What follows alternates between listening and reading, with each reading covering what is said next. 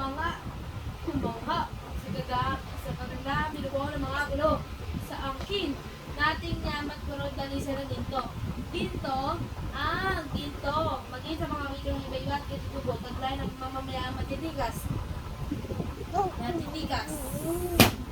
At hinati-hati, pinang, watak, inupo, grupo, nagsi pala, nagsi na pala, nagsi pala,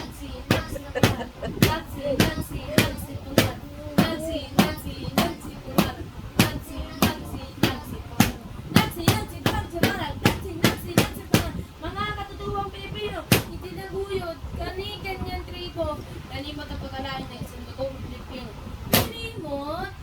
Dinimot, nilagpastanan ng mga dayuhan, binihisan ng pagbabago. No!